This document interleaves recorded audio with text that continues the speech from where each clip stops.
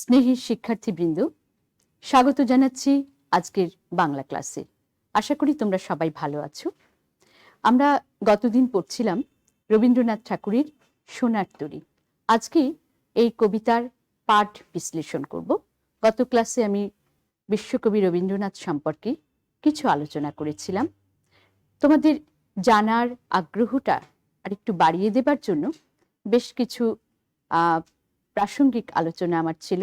আশা করি তোমরা অনেকেই এর থেকে হয়তো রবীন্দ্রনাথ সম্পর্কে আরো কৌতূহলী হয়ে উঠবে।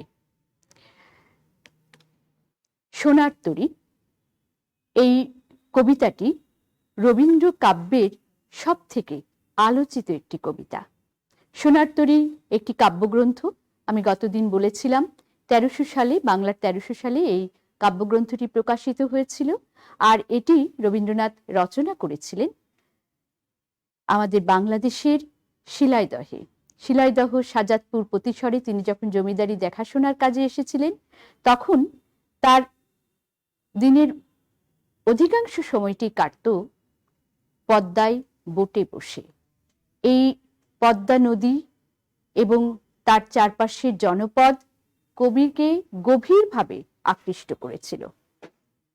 আর সেখান থেকেই কলকাতার একজন মানুষ প্রথম তিনি যখন এলেন পূর্ব বাংলায়, এবং খুব সাধারণ গ্রামের যে জীবন, কৃষকের জীবন, এদের সঙ্গে কবির একটা পরিচয়, সুখ দুঃখ বিরহ মিলনপূর্ণ মানব সংসারের প্রতি কবির আকর্ষণ, এবং এখান থেকেই কবি যে ছবি এঁকেছেন, কবিতায় যে চিত্রকল্প রচনা করেছেন, তার ছোট গল্প, তার কাব্যে এই পূর্ব বাংলা, এর জনপদ, এর প্রাকৃতিক দৃশ্য, এর সৌন্দর্য কবির রচনাকে গভীরভাবে প্রভাবিত করেছিল। চলে আসব কবিতায় সরাসরি। কবি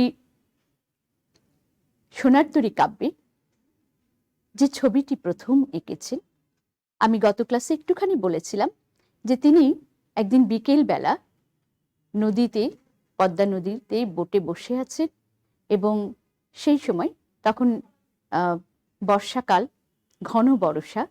সেই বর্ষাকালে তিনি দেখছেন যে কৃষকেরা ধান কেটে নিয়ে যাচ্ছে।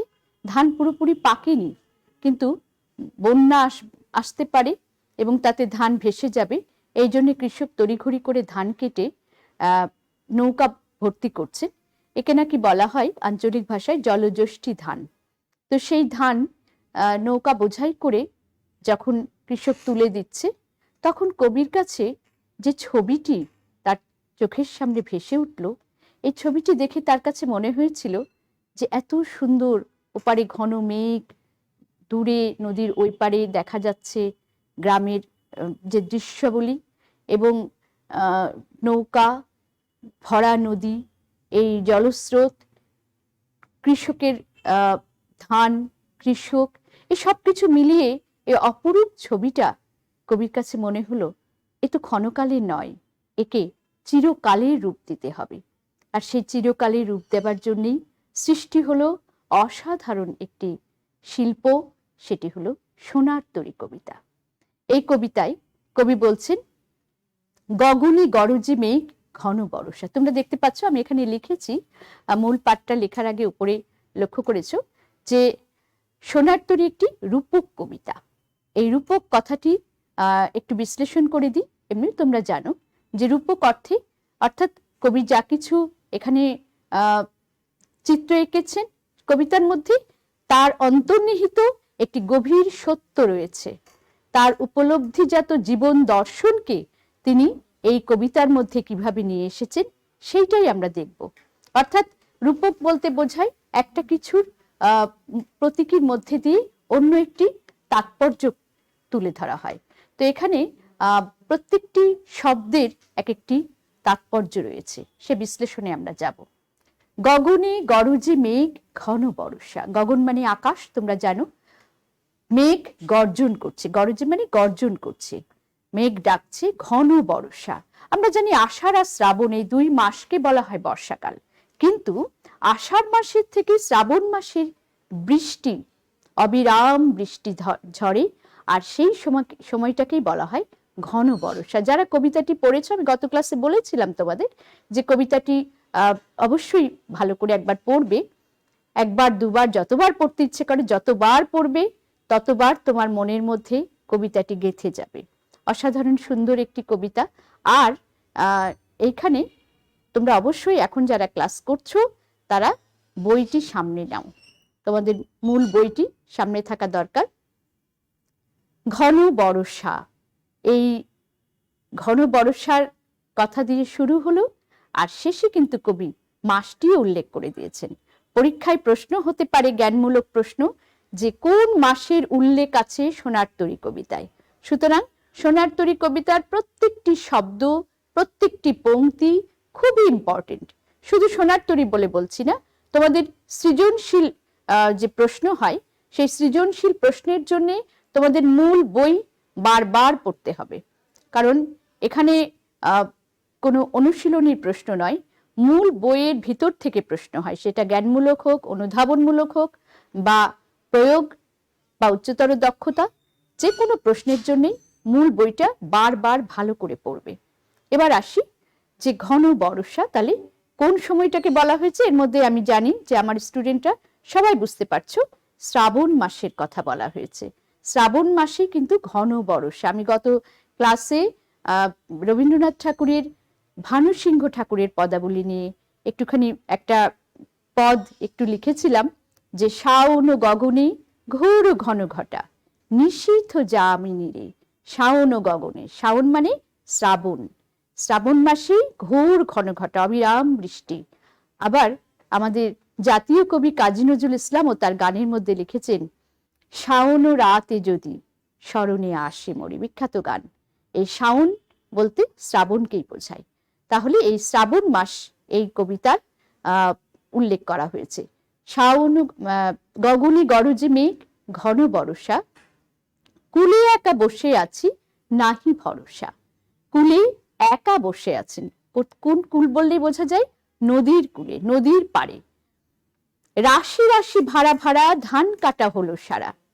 রাশি রাশি মানে প্রচুর ধান কাটা হয়েছে, সেগুলোকে স্তূপ করে রাখা হয়েছে। ভরা নদী ক্ষুরোধারা, শ্রাবণ মাসে নদী কিন্তু ভরে যায়।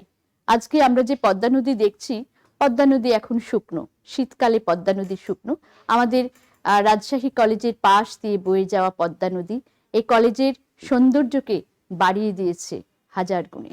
এই পদ্মার তীরে যে কাশবন, পদ্মার তীর মানে যে গাছ, এগুলোর অপরূপ সৌন্দর্য।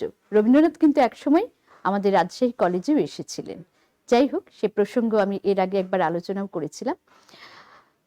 তো এই ধান কেটে কুলে বসে আছে যে নদী, ভরা নদী ক্ষুরোধারা। ক্ষুরোধারা বলতে খরস্রোত, ধারা বলতে স্রোতধারাকে বোঝানো হয়েছে। খরস্রোত প্রবাহিত হচ্ছে। দেখবে বর্ষার সময় পদ্মা নদীর স্রোত পাক খেয়ে খেয়ে যায়, একটা ঘূর্ণাবর্ত সৃষ্টি হয়। এইভাবে পদ্মার স্রোত বয়ে চলেছে। খর পরশা কাটিতে কাটিতে ধান এলো বর্ষা, অর্থাৎ ধান কাটতে কাটতেই আবার বৃষ্টি শুরু হয়েছে, বর্ষা শুরু হয়েছে। একখানি ছোট ক্ষেত আমি একেলা। এই যে ছোট ক্ষেত, আমরা কবিতায় যে সৌন্দর্যটা কবি দিয়েছেন সেই চিত্রটাই, সেই চিত্রকল্পটাই আমরা যদি আমাদের মনের মধ্যে কল্পনায় এঁকে নিই, তাহলে দেখবে যে ছোট্ট একটি ক্ষেত, সেইখানে ক্ষেতে কৃষক ফসল ফলিয়েছেন, সেই ক্ষেতে কৃষক একা, চারিদিকে বাঁকা জল করিছে খেলা। নদীর স্রোত তো বাঁকাই হয়, সে বাঁকা জল খেলা করছে।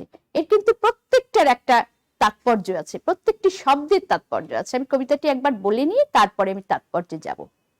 পরপারে দেখি আঁকা তরু ছায়া মসি মাখা, গ্রামখানি মেঘে ঢাকা প্রভাত বেলা, এপারেতে ছোট ক্ষেত আমি একেলা।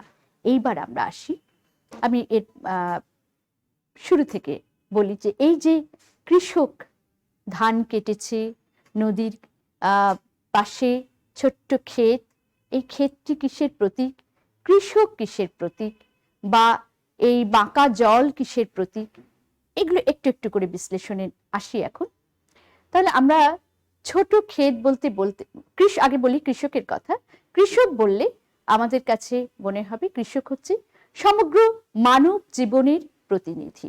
মানুষ, আমাদের যে কোনো মানুষ কৃষকের মতোই তার সারা জীবন ধরে তিনি যে কর্ষণ করে চলেছেন সেটা বিভিন্ন ক্ষেত্রে, শুধু যে জমিতে কাজ করলেই তিনি কৃষক তা নয়, এখানে সৃষ্টিশীল মানুষকে বোঝানো হয়েছে। তিনি সাহিত্য রচনা করতে পারেন, তিনি তার নিজের যে পরিধি, কর্মপরিধি, সেখানেই তার কাজ তিনি করে যেতে পারেন। প্রত্যেকটি মানুষ তার নিজস্ব কর্মক্ষেত্রে প্রতিনিয়ত কাজ করে যাচ্ছেন, সেই কাজের কথা বলা হয়েছে। মানুষের প্রতিনিধি কৃষক। ছোট ক্ষেত অর্থাৎ চারপাশে যে একটি বেড়া, সেটা কি? আমাদের জীবন। ছোট ক্ষেতে জীবন হচ্ছে ছোট। দার্শনিকরা বলেন জীবন হচ্ছে পদ্মপাতার শিশির বিন্দুর মতো। এই আছে, এই নেই, যে কোনো সময় মানুষের মৃত্যু হতে পারে, যে কোনো সময় মানুষকে এই কালো প্রবাহে হারিয়ে যেতে হতে পারে। সেই জন্য বলা হয়েছে একখানি ছোট ক্ষেত আমি একেলা। প্রত্যেকটি মানুষ এই জীবনে একা, তিনি একাই আসেন, একাই যান। এই জন্য বলা হয়েছে একখানি ছোট ক্ষেত আমি একেলা, চারিদিকে বাঁকা জল করিছে খেলা। বাঁকা জলটা কিসের প্রতীক? সেটা হচ্ছে আমাদের এই যে প্রবহমান জীবনে প্রচুর প্রতিকূলতার মুখোমুখি হতে হয়। জীবন অত সহজ নয়, জীবনে নানান রকম সংকট আসতে পারে, প্রতিকূলতা আসতে পারে। সেই জন্য সেটাকে বলা হয়েছে চারিদিকে বাঁকা জল করিছে খেলা। এখানে নদীর স্রোত হচ্ছে প্রবহমান যে সময়, যে কাল, সেই কালকে বোঝানো হয়েছে। পরপারি দেখি আঁকা তরু ছায়া মসি মাখা, গ্রাম খানি মেঘে ঢাকা প্রভাত বেলা। দূর থেকে যে গ্রাম দেখা যাচ্ছে তরু ছায়া মসি মাখা, মনে হচ্ছে যেন কেউ এঁকে রেখেছে। মসি মানে কালি, কালি দিয়ে কেউ যেন সে গ্রামের চিত্র এঁকে রেখেছে। দূর থেকে ঠিক এই রকমটাই মনে হচ্ছে। এপারেতে ছোট ক্ষেত আমি একেলা, গান গেয়ে তরিবে কে আসে পারে। এইবার আমরা দেখতে পাচ্ছি যে একজন গান গেয়ে তরি বেয়ে আসছে। তিনি কে? সোনার তরি বেয়ে যিনি আসছেন, কবি নাম দিয়েছেন সোনার তরি। এই গান গেয়ে তরি বেয়ে একজন আসছেন, দেখে যেন মনে হয় চিনি ভরে, যেন মনে হচ্ছে যে আমি তাকে চিনি। একজন মাঝি, তাকে চেনা চেনা মনে হচ্ছে। যে তরি বেয়ে একজন আসছেন, ভরা পালে চলে যায় কোনো দিকে নাহি চাই, ঢেউগুলি নিরুপায় ভাঙে দুধারে। বর্ষার নদী মানে সেখানে কিন্তু পাড় ভেঙে ভেঙে পড়ে, বিশেষ করে পদ্মা। সে সময় যে প্রমত্ত পদ্মা, সেই পদ্মার দুই কূল পাড় ভেঙে ভেঙে ভেঙে ভেঙে নদীতে পড়ে। সেই রকম এখানে সেই মাঝি আসছে, ভরা পালে চলে যায়, তার পাল তোলা নৌকা, সে নৌকা দিয়ে সে চলে যাচ্ছে, কোনো দিকে নাহি চাই, কোনো দিকে চাইবার যেন তার অবকাশ নেই, তার সময় নেই।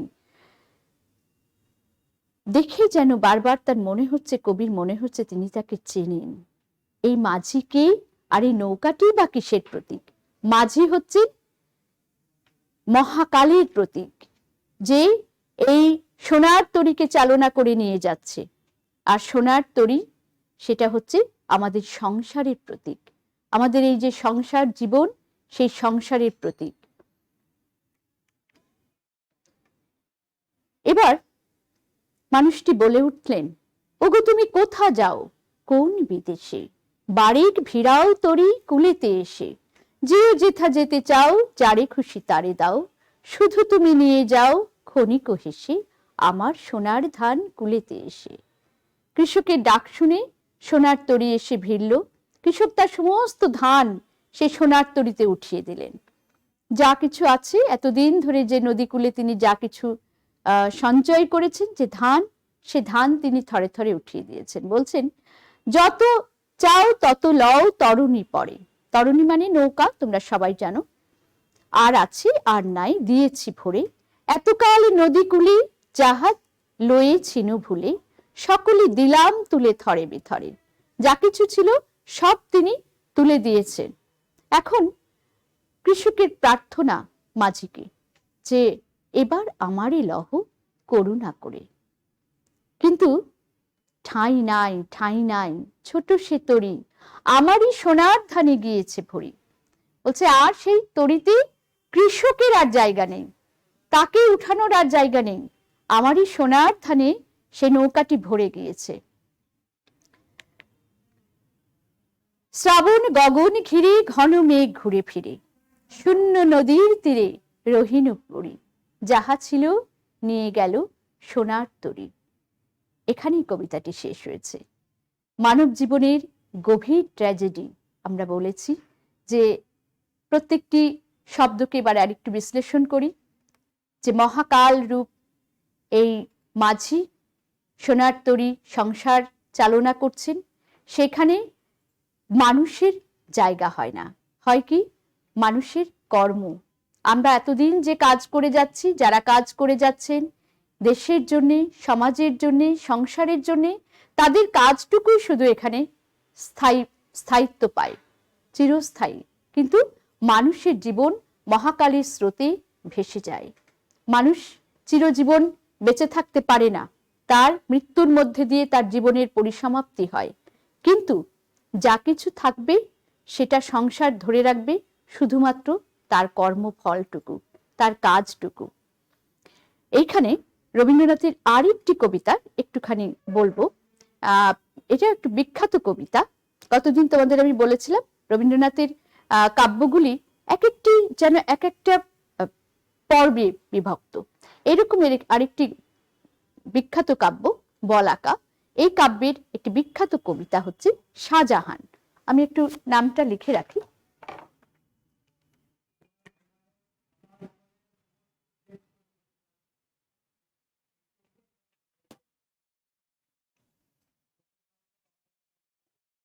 শাহজাহান কবিতা, কাব্যের নাম বলাকা।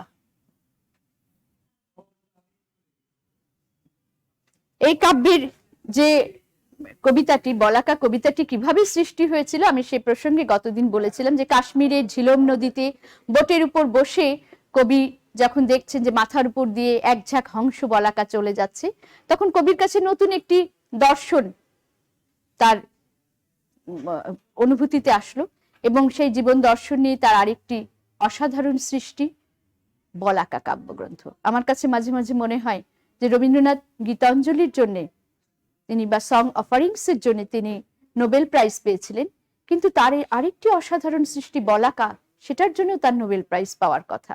কারণ এখানে শুধু প্রাচ্য নয়, প্রাচ্য পাশ্চাত্যের যে দর্শন, সে দর্শনকে তিনি এক করে দিয়েছেন। গতিবাদের দর্শন, মানুষের জীবন শুধু নয়, এই পুরো জগৎ, এই বিশ্ব ব্রহ্মাণ্ড, এই যে সৃষ্টি, এ যেন কোনো একটি জায়গায় স্থির নয়, এ প্রতিনিয়ত চলছে।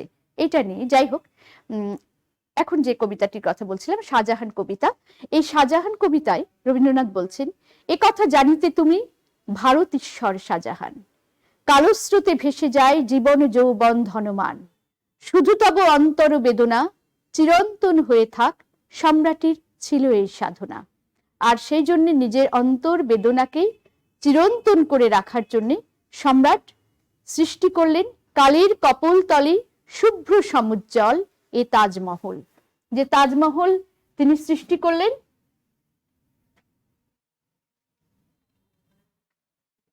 সেই তাজমহলের মমতাজের স্মৃতির উদ্দেশ্যে। মমতাজ হচ্ছে শাহজাহানের সম্রাজ্ঞী, তার প্রিয়তমা স্ত্রী। তার স্মৃতিকে অমর করে রাখবার জন্য তিনি তাজমহল সৃষ্টি করলেন। আর সেই তাজমহল যেন একই বার্তা যুগ যুগ ধরে বয়ে নিয়ে বেড়াচ্ছে, ভুলি নাই, ভুলি নাই, ভুলি নাই প্রিয়া। তাহলে এই যে শাহজাহানও জানতেন যে জীবন একদিন শেষ হয়ে যাবে, কিন্তু তার অন্তরের বেদনাটুকু চিরন্তন হয়ে থাক। আর তাই হয়েছে, শাহজাহান চলে গেছেন কয়েকশো বছর পরেও আজও কিন্তু আমরা যখন তাজমহল দেখি তখন শাহজাহান আর মমতাজের স্মৃতিচারণ করি। রবীন্দ্রনাথ বলছেন যে এই জীবন থেকে প্রত্যেকটি মানুষ চলে যায়, কিন্তু যাবার পরেও তাদের কর্মফলই তাদেরকে কিন্তু মনে রেখে দেয়। এই প্রসঙ্গে রবীন্দ্রনাথ ঠাকুরের কবিতা নিয়ে যে বিশ্লেষণ কবির সঙ্গেই আলোচনা করতেন চারুচন্দ্র বন্দ্যোপাধ্যায়। তার রবি রশ্মি, যারা রবীন্দ্রনাথ ভালোবাসো, রবীন্দ্রনাথ পড়তে চাও, ভবিষ্যতে তোমরা এই রবি রশ্মি বইটা তোমাদের সংগ্রহে রাখতে পারো। প্রত্যেকটি কবিতা নিয়ে রবীন্দ্রনাথের নিজস্ব আলোচনা আছে। তিনি কি ভেবে কবিতাটি লিখেছিলেন সেই আলোচনাগুলি এই বইয়ের মধ্যে আছে। এখানে কবিতা সম্পর্কে চারুচন্দ্র বন্দ্যোপাধ্যায়কে রবীন্দ্রনাথ ব্যাখ্যা করেছিলেন। কি ব্যাখ্যা করেছিলেন আমি এখানে আমাদের স্লাইডে তুলে ধরেছি, তোমরা এটা রেখে দিতে পারো। এটা কবির কথা, কবি কি ভাবছিলেন এই কবিতা লেখার সময়, সেই ভাবনাটা এখানে দেয়া আছে। আর যে শাহজাহান কবিতাটির কথা আমি বললাম, এমনটা অনেক সময় হতে পারে যে তোমাদের যে সৃজনশীল প্রশ্নের জন্য যখন আমাদের যে প্রশ্ন করা হয়, তখন এইখানে হয়তো শাহজাহান থেকে উদ্ধৃতি দেওয়া হতে পারে, বা সেই আলোকে তোমরা মূল প্রশ্নের উত্তর করতে পারো। তো সেই রকম এখানে কবি বলছেন যে মানুষের কীর্তিটুকুই সংসার রেখে দেন। কীর্তিমান মানুষরা তাদেরকে পৃথিবী ধরে রাখতে পারে না, কিন্তু তাদের যে কীর্তি, তাদের যে কৃতকর্মটি, সেটি সংসার ধরে রাখে। যেমন তিনি বলছেন যে Homer, Valmiki, Kalidas, Shakespeare, Napoleon, Alexander, আমরা কিন্তু এই সমস্ত কীর্তিমান মানুষদের কীর্তিগাথা যুগ যুগ ধরে পড়ে আসছি। যুগ যুগ ধরে মানুষ তাদেরকে স্মরণ করছে। তারা রয়ে গেছেন তাদের কীর্তির মধ্যে দিয়ে। এই যে রবীন্দ্রনাথ, তাকে কি আমরা ধরে রাখতে পেরেছি? না। আমরা জানি 22শে শ্রাবণ 1941 সালে তিনি চলে গেছেন আপামর বাঙালিকে কাঁদিয়ে। তার সেই মৃত্যু যে দৃশ্যের বর্ণনা, অসাধারণ বর্ণনা আছে। যদি তোমরা, একটি বিখ্যাত উপন্যাস আছে বুদ্ধদেব বসুর তিথিডোর, এই উপন্যাসটির নাম আমি একটু করলাম। যারা বই পড়তে ভালোবাসো, উপন্যাস পড়তে ভালোবাসো, তারা অবশ্যই এই উপন্যাসটি পড়বে।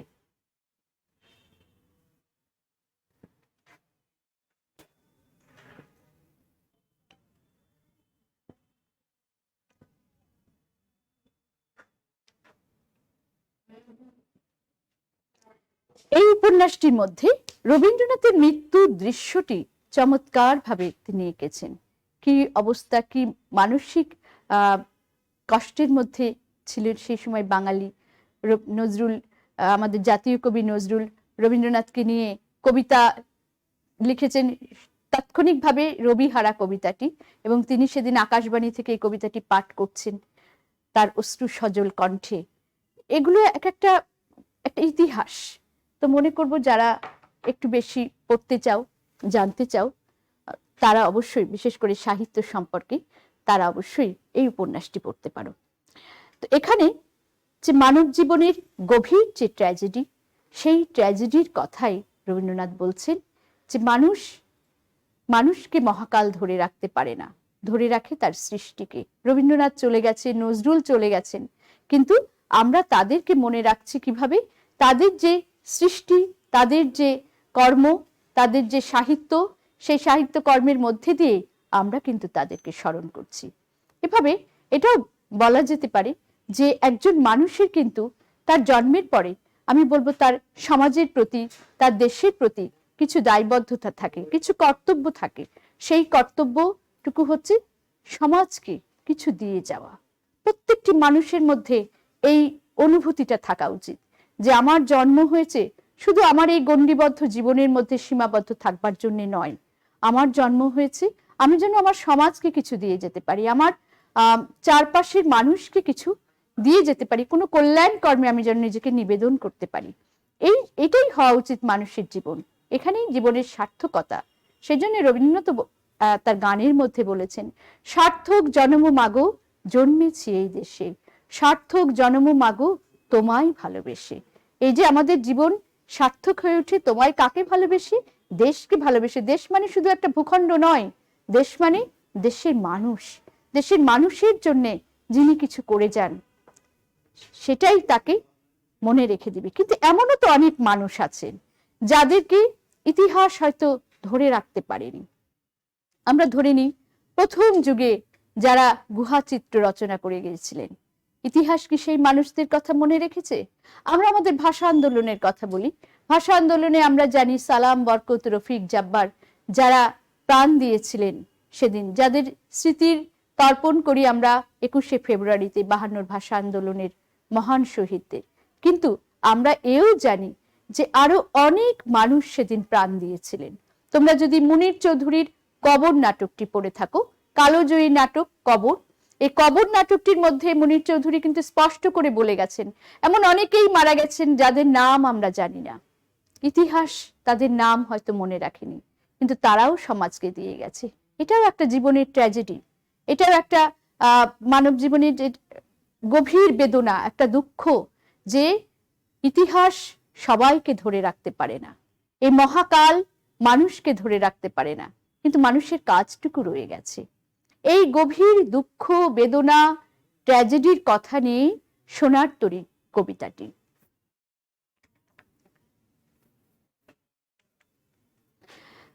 কবির ব্যাখ্যার সাথে এই যে রূপকার্থ আমরা যে বিশ্লেষণ, আমি এখানে বিশ্লেষণ একটু করেছি, তোমরা দেখতে পাচ্ছ।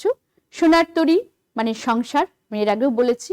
মাঝি মহাকাল, যিনি এই সোনার তরীকে বয়ে নিয়ে যাচ্ছেন, এই সংসারকে বয়ে নিয়ে যাচ্ছেন, সেই মাঝি।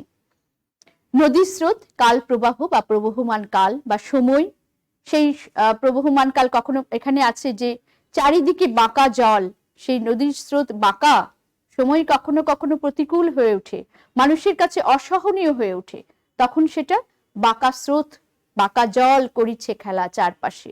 কখনো কখনো মানুষ আতঙ্কিত হয়ে পড়ে, আবার কখনো কখনো মানুষ আশান্বিত হয়ে পড়ে। এই জীবনটা এই কখনো ছোট ছোট ক্ষেতের সঙ্গে তুলনা করেছে মানুষের জীবন বা কর্মক্ষেত্র, সেটা একটা ছোট ক্ষেতের মতোই। আর কৃষক মানুষ,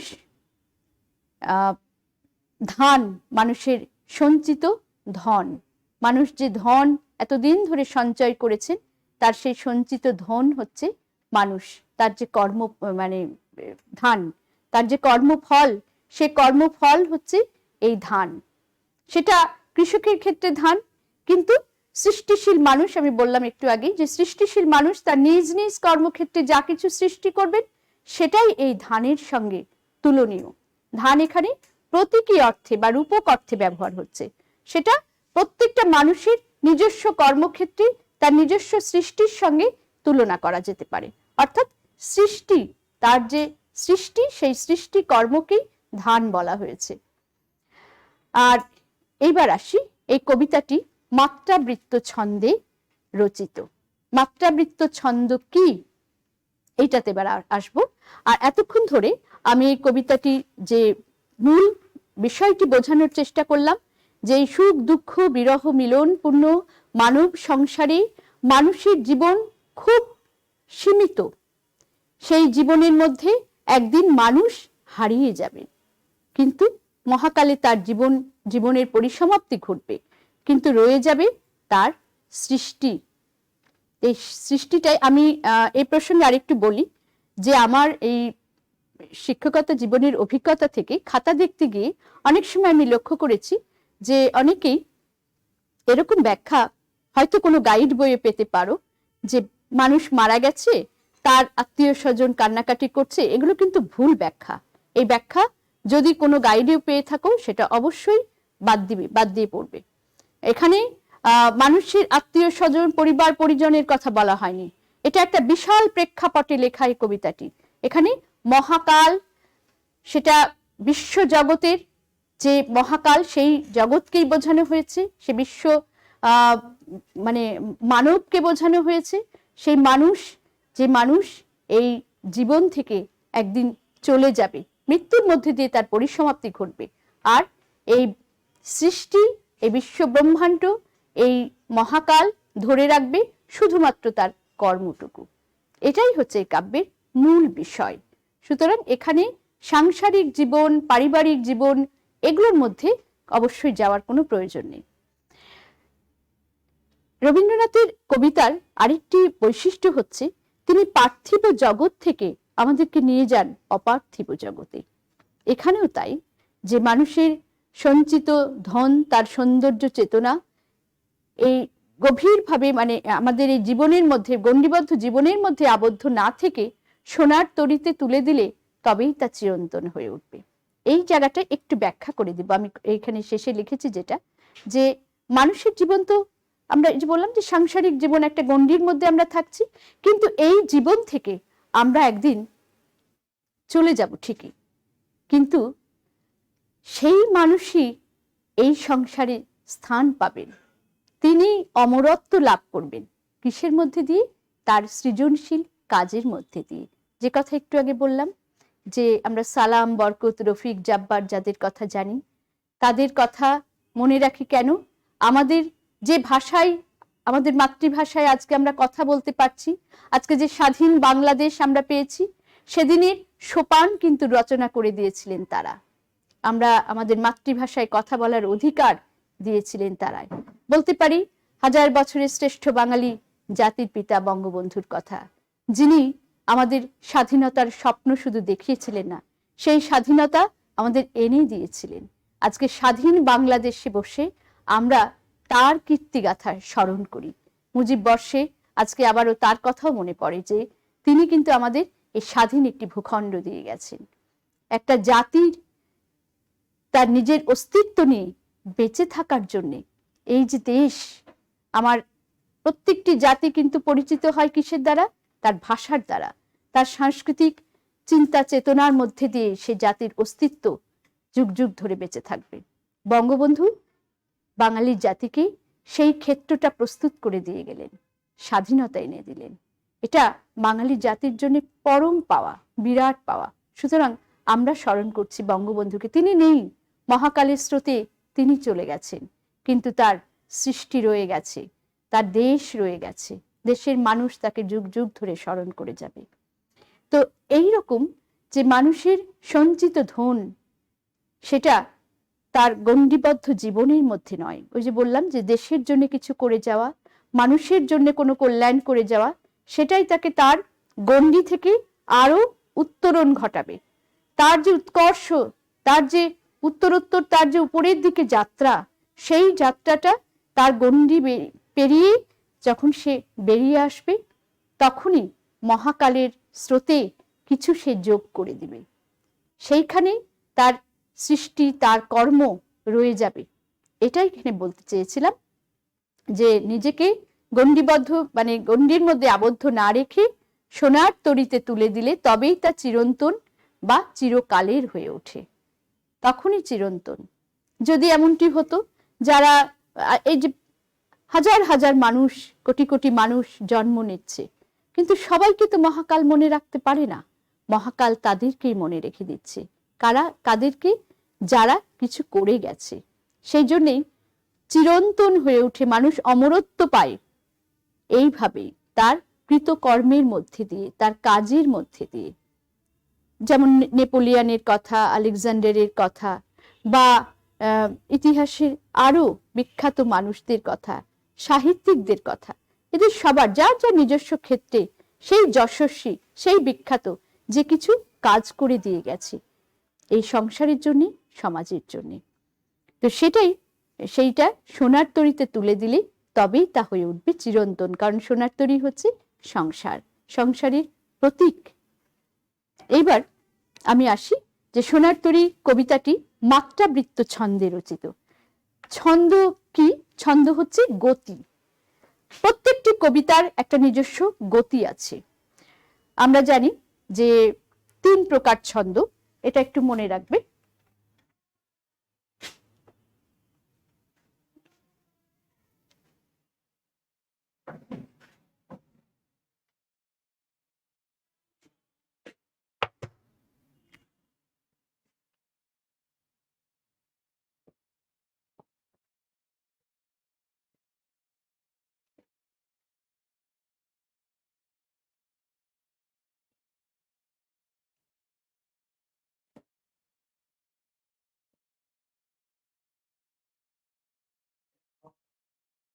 অক্ষরবৃত্ত, মাত্রাবৃত্ত, আর 3 নম্বর হলো স্বরবৃত্ত। স্বরবৃত্ত বলতে বলা হয় ছড়ার ছন্দ। অক্ষরবৃত্ত হচ্ছে পয়া, ত্রিপদী, এগুলো অক্ষরবৃত্ত ছন্দে রচিত। এখন ছন্দ মানে গতি, আমি বলেছি এখানে গতি এক এক রকম দেখবে। এক একটা কবিতা এক একভাবে আমরা উচ্চারণ করি। যেমন ছড়ার ছন্দ, সেটা যেমন একটু ছন্দে মানে মনে হয় যে একটা তালে তালে তালে তালে উচ্চারিত হচ্ছে। আমি একটুখানি তিনটা ছন্দের একটু বলে রাখি। যেমন অক্ষরবৃত্ত ছন্দে আমরা বলতে পারি যে মহাভারতের কথা অমৃত সমান, কাশিরাম দাস ভনে শুনে পুণ্যবান, অক্ষরবৃত্ত ছন্দে লেখা। এটা পয়ার ছন্দ। মাত্রাবৃত্ত ছন্দ, সোনারতরী মাত্রাবৃত্ত ছন্দ। গগনে গরজে মেঘ ঘন বরষা, কুলে একা বসে আছি নাহি ভরসা। আবার আমরা যখন স্বরবৃত্ত ছন্দ পড়াবো তখন দেখবো যে স্বরবৃত্ত ছন্দ যেমন এইখানে তোর দাদির কবর ডালিম গাছের তলে, ৩০ বছর ভিজিয়ে রেখেছি দুই নয়নের জলে, এতটুকু তারে ঘরে এনেছিনু সোনার মতন মুখ, পুতুলের বিয়ে ভেঙে গেল বলে কেঁদে ভাসাইত বুক। এ হচ্ছে স্বরবৃত্ত ছন্দে লেখা। তাহলে বুঝতে পারলে যে তিনটা ছন্দের যে আমি একটু একটু করে বললাম, তিনটা ছন্দের কিন্তু একই রকম গতি নয়। এক একটা ছন্দে আমরা এক এক জায়গায় একটু করে থামছি। এটা বুঝতে গেলে আমাদের প্রথম যে জিনিসটি বুঝতে হবে সেটি হলো অক্ষর। অক্ষরের উপরে ভিত্তি করে কিন্তু ছন্দের যে মাত্রা বিন্যাস করা হয়। তাহলে অক্ষর কি? অক্ষর মানে কিন্তু এই নয় যে আমরা একটি বর্ণকে অনেক সময় অক্ষর বলে ফেলি, সেগুলো কিন্তু অক্ষর নয়, সেগুলো বর্ণ। ধ্বনি, ধ্বনির লিখিত রূপ হচ্ছে বর্ণ। আমরা যা কিছু উচ্চারণ করছি সেটা হচ্ছে ধ্বনি। এই ধ্বনিকে আমরা যখন রূপ দিচ্ছি একটা প্রতীকে, তখন সেটা হয়ে যাচ্ছে বর্ণ। বর্ণকে বলা হয় ধ্বনির লিখিত রূপ। এবার আসি অক্ষর কি তাহলে।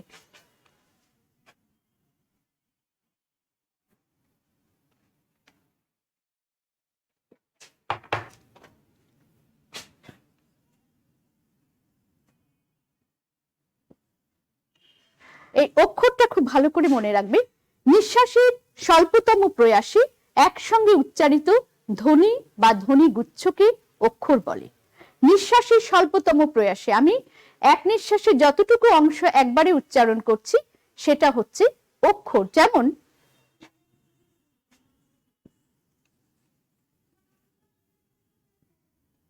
আমার, এখানে আমার একটি শব্দ, কিন্তু অক্ষর কয়টা আছে যদি প্রশ্ন করা হয়, তাহলে আমারে অক্ষর আছে দুটি। একটি হলো আ, একটি হলো মার। এখানে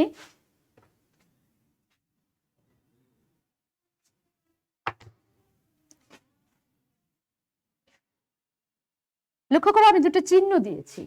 এই চিহ্নটা হচ্ছে, এটাকে বলা হয় মুক্তাক্ষর। মুক্তাক্ষর সবসময় এক মাত্রা হয়, আর বদ্ধাক্ষর কখনো কখনো দুই মাত্রা, কখনো কখনো এক মাত্রা হয়। এটা হচ্ছে বদ্ধাক্ষরের চিহ্ন। বদ্ধাক্ষর অর্থাৎ যে অক্ষরটি আর টানতে পারছি না, আ মানে আমরা টেনে যেতে পারি, সেজন্য মুক্তাক্ষর। আর মার থেমে গেল, সেটা হচ্ছে বদ্ধাক্ষর। এই মুক্তাক্ষর আর বদ্ধাক্ষরের উপরে ভিত্তি করেই ছন্দের মাত্রা বিন্যাস করা হয়। সুতরাং আমারই আ হচ্ছে একটি, এখানে দুটি, তাহলে তুমি বুঝতে পারছো দুটি অক্ষর আছে। একটি হলো মুক্তাক্ষর,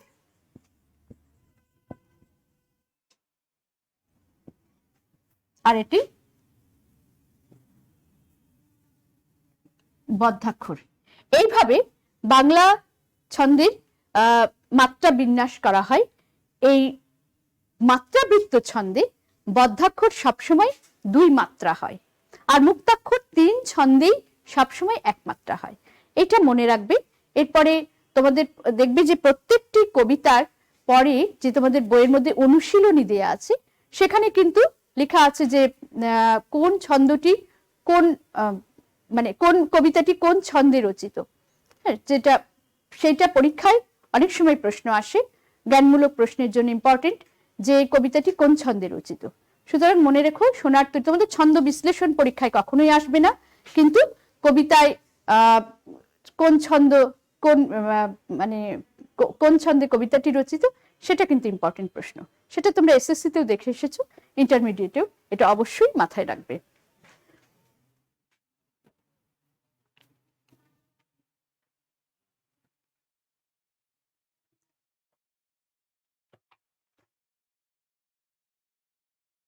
এইবার আসি যে আমাদের যে অনুধাবনমূলক কোশ্চেনগুলো, আমরা জ্ঞানমূলক কোশ্চেনের জন্য শব্দার্থ থেকে শুরু করে পুরো কবিতা পড়ব, শব্দার্থ পড়ব, সেখানে লেখক পরিচিতি পড়ব। লেখক পরিচিতি অবশ্যই ইম্পর্টেন্ট। তোমাদের বইয়ের মধ্যে যে লেখক পরিচিতি বা কবি পরিচিতি যা আছে সেখান থেকে প্রশ্ন হতে পারে। কবির জন্মসাল, মৃত্যুসাল নিয়ে হতে পারে। কবির যদি আরো কোনো বিশেষত্ব থাকে, যেমন রবীন্দ্রনাথ নোবেল প্রাইজ কবে পেয়েছিলেন, বা রবীন্দ্রনাথের প্রথম কাব্যগ্রন্থ উল্লেখ থাকলে পরে সেটা হতে পারে। এরকম বিভিন্ন প্রশ্ন কবি পরিচিতি থেকে হতে পারে। সুতরাং কবি পরিচিতি বা লেখক পরিচিতিটা খুবই ইম্পর্টেন্ট, সেটা ভালো করে পড়বে। এবার আমরা আসি যে মূল পাঠটা তোমরা একেবারে প্রত্যেকটি শব্দ অর্থ বুঝে বুঝে পড়বে। কবিতায় কিন্তু শব্দের অর্থের একটা বড় বিষয় আছে। এখানে এই প্রসঙ্গে আমি আর একটা কথা বলি, যারা কবিতা ভালোবাসো তারা অবশ্যই এটি মনে রাখবে।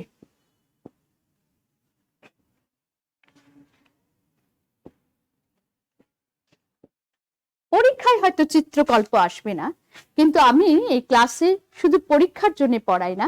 আমি মনে করি আমি যাদেরকে পড়াচ্ছি তারা রাজশাহী কলেজের ছাত্রছাত্রী, এবং তাদের জানার পরিধিটা অন্যের থেকে অনেক বেশি হওয়া প্রয়োজন। তাদের ভিত অনেক শক্ত হবে। তাই জীবনের যে কোনো পর্বে, যে কোনো পর্যায়ে, যে কোনো পরীক্ষায় এই প্রসঙ্গগুলি যদি কখনো আসে তারা অবশ্যই সেটা জানবে। আর এটাও ঠিক, রাজশাহী কলেজের ছাত্রছাত্রীরা শুধু দেশের মধ্যে সীমাবদ্ধ রাখবে না নিজেকে, তারা ছড়িয়ে পড়বে আন্তর্জাতিক অঙ্গনে বিভিন্ন জায়গায়। তখন তোমার সাহিত্য, তোমার সংস্কৃতি, এগুলো কিন্তু তোমাকে অনেক সময় তোমার ভিতরে একটা অনুরণন সৃষ্টি করবে। তোমার মনে হবে যে তুমি তোমার সাহিত্য সম্পর্কে কতটুকু জানো। আমি জানি যে যারা পড়তে ভালোবাসে, সাহিত্য পড়তে ভালোবাসে, তারা নিজেরাই নিজেদের উৎসাহে উপন্যাস পড়ে, কবিতা পড়ে, ছোট গল্প পড়ে, শুধু পাঠ্য বইয়ের মধ্যে নিজেকে সীমাবদ্ধ রাখে না। আমি মনে করি রাজশাহী কলেজের ছাত্রছাত্রীরাও তাই, শুধুমাত্র পাঠ্যসূচির মধ্যে নিজেকে সীমাবদ্ধ রাখবে না, তার বাইরে আরো অনেক বেশি জানার আগ্রহ তাদেরকে এগিয়ে নিয়ে যাবে। সেই জন্য বলছি চিত্রকল্প। কবিতা কিন্তু যারা কবিতা পড়ো, অনেকে আমাদের কবিতা লেখো, বিশেষ করে আমরা আমাদের ম্যাগাজিনে অনেক ছাত্রছাত্রীকে দেখি যারা কবিতা লেখে। কবিতা লেখার সময় চিত্রকল্প রচনা করা কিন্তু একটা বিশাল জিনিস। এখানে তাহলে যদি প্রশ্ন হয় সোনার তরীর চিত্রকল্পটা কি, তাহলে সোনার তরীর চিত্রকল্প হচ্ছে বর্ষা মুখর একটি গ্রাম, নদী পাশে একজন কৃষক ফসল ফলাচ্ছেন, ফসল ফলিয়ে সেই কাটা ধান তিনি নৌকায় তুলে দেওয়ার জন্য প্রস্তুত। নৌকা আসছে, কবির যেন মনে হচ্ছে, দেখে যেন মনে হয় চিনি উহারে। এইখানে আমি একটুখানি ব্যাখ্যা করব আজকে যে কবি কেন এই কথাটি বলেছেন। তো যাই হোক, এটা হচ্ছে চিত্রকল্প। আর এই চিত্রকল্পের ভেতর দিয়ে আমরা যে অন্তর্নিহিত সত্যটা জানলাম সেটাই হলো কবিতার মর্ম কথা। চিত্রকল্পের মধ্যে দিয়ে একটা অন্তর্নিহিত সত্য চলে আসছে, সেটা কবিতার মূল উপজীব্য।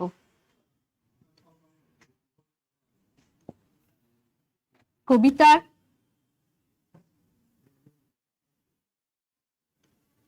মর্মবাণী বা কবিতার মূল বক্তব্য। মর্মবাণী বা মূল বক্তব্য একই জিনিস। মূল বক্তব্য। আর এই মূল বক্তব্য কিসের উপরে নির্ভর করে? কবির জীবন দর্শন। কবির যে দর্শন, সেই জীবন দর্শন কিন্তু এখানে একটি বড় ভূমিকা রাখে।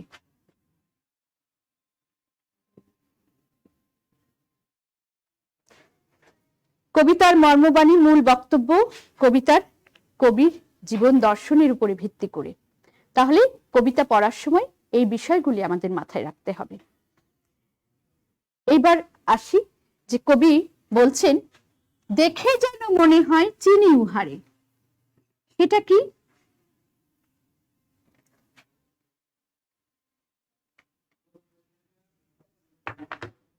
মাঝিকে চেনা চেনা মনে হলো কবি, কেন? সোনার তরী আসলে একটি কাব্যগ্রন্থ। সেই কাব্যগ্রন্থের প্রথম কবিতা সোনার তরী। এখানে এই কাব্যগ্রন্থের শেষ কবিতাটির নাম হচ্ছে নিরুদ্দেশ যাত্রা। কবি এই নিরুদ্দেশ যাত্রার মধ্যে কবি বলছেন, আর কত দূরে নিয়ে যাবে মোরে হে সুন্দরী, বলো কোন পার ভিড়িবে তোমার সোনার তরী। তাহলে কাউকে তিনি প্রশ্ন করছেন, তার তিনি কি বাইরের কেউ? না, তিনি তার ভেতরের একজন, ভেতরেই তাকে তার অস্তিত্বকে তিনি অনুভব করেন। তাই তিনি কখনো মানুষ সুন্দরী, তিনি তার বিশ্ব সুন্দরী, তিনি তার জীবন মানে বিশ্ব দেবতা, তার জীবন দেবতা। এই যে জীবন দেবতা বিশ্ব দেবতায় রূপ পেয়েছে, এই হলো সোনার তরী, যে যাকে তিনি মাঝি বলছেন, যিনি এই মহাকালের স্রোতে যিনি যিনি নিয়ে চলেন সোনার তরীকে, সংসারকে, তিনিই হলেন সেই মাঝি, তিনিই হলেন। তাই জন্য কবিতাকে বলছেন দেখে যেন মনে হয় চিনি ওহারে। আর বলেছি প্রথমে যে এই একটি কবিতা, যে কবিতাটিকে নিয়ে বারবার বহু সমালোচনা হয়েছিল। রবীন্দ্রনাথের সমসাময়িক কালের আরেকজন বিখ্যাত কবি দ্বিজেন্দ্রলাল রায়, তিনি এই কবিতাটি নিয়ে সমালোচনা করতে গিয়ে বলছেন যে বর্ষাকালে তো কখনো ধান কাটা হয় না, কিন্তু আমরা কবির ব্যাখ্যা থেকে জানতে পেরেছি সেই সময় বর্ষার সময় যাতে বন্যায় না আসে সেই আতঙ্কে ধান আগেই কেটে ফেলতো, যেটাকে জলযষ্ঠী ধান বলা হয়েছে, এবং সেটা পূর্ব বাংলার নদীমাতৃক এলাকায় এই ধান কাটার মরশুমটা ছিল, ধান মানুষ আতঙ্কে কেটে ফেলতো।